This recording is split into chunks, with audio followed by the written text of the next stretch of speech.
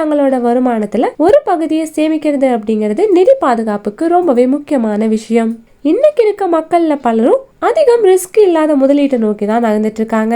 அந்த வகையில தங்களோட முதலீடு பாதுகாப்பானதாகவும் அதிக வருமானம் தரக்கூடிய அரசாங்க திட்டங்கள்ல தான் அதிகமா முதலீடும் செய்யறாங்க.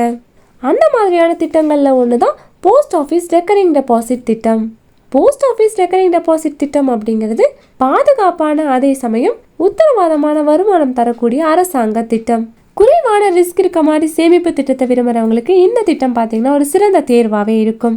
இந்த போஸ்ட் ஆஃபீஸ் ரெக்கரிங் டெபாசிட் திட்டத்துக்கு 6.8% வட்டி விகிதம் வழங்கப்படுது.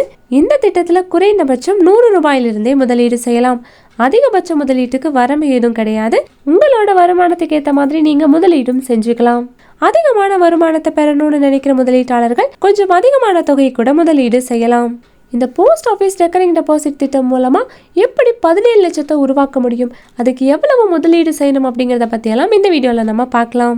நீங்கள் 17 லட்சம் ரூபாயை உருவாக்கணும்னு நினச்சிங்கன்னா தினமும் 333 ரூபாயை சேமிக்கணும். அதாவது மாதத்துக்கு 10,000 ரூபாயை முதலீடு செய்கிறது மூலமாக உங்களால் 17 லட்சம் ரூபாயை உருவாக்க முடியும். நீங்கள் மாதத்துக்கு 10,000 ரூபாயை முதலீடு செய்கிறீங்க அப்படின்னா ஆண்டுக்கு 1,20,000 ரூபாயை முதலீடு செஞ்சுருப்பீங்க. அப்படின்னா 5 வருஷங்களில் உங்களோட மொத்த முதலீடு 5,99,400 ரூபாயாக இருக்கும். இந்த 5 வருடங்களுக்கு உங்களுக்கு 6.8% வட்டி விகிதம் வழங்கப்பட்டுச்சு அப்படின்னா மொத்தமாக உங்களுக்கு 1,15,427 ரூபாய் வட்டியாக மட்டுமே கிடைக்கும். மொத்த முதிர்வு தொகையா உங்களுக்கு 7,17,827 ரூபாய் இருக்கும்.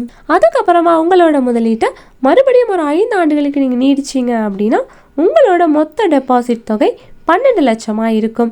இதுக்கு வட்டியா 5,18,546 ரூபாய் கிடைக்கும்.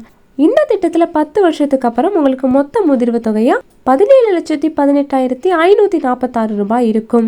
இந்த திட்டத்தை பொறுத்த வரைக்கும் மாதாந்திர தவணையை நீங்கள் சரியான நேரத்தில் டெபாசிட் பண்ணணும். நீங்கள் ஒரு தவணையை தவற விட்டீங்க அப்படின்னாலும் மாதத்துக்கு 1% அபராதம் விதிக்கப்படும். தொடர்ந்து 4 தவணைகளை தவற விட்டீங்க அப்படின்னா கணக்கு தானாவே மூடப்படும். இந்த திட்டத்தோட முதிர்வு காலம் 5 ஆண்டுகள். நீங்கள் தொடர்ந்து 5 ஆண்டுகளுக்கு டெபாசிட் பண்ணணும். அதுக்கப்புறம் வட்டியோட அசலையும் சேர்த்து நீங்கள் பெற்றுக்கொள்ளலாம். ஸோ இந்த வீடியோ உங்களுக்கு ரொம்பவே யூஸ்ஃபுல்லாக இருக்கும் நம்புறோம். இதே போல் மணி ரிலேட்டட் வீடியோஸ்க்கு இந்த வீடியோக்கு ஒரு லைக் பண்ணிவிட்டு நம்ம சேனலையும் சப்ஸ்கிரைப் பண்ணிடுங்க.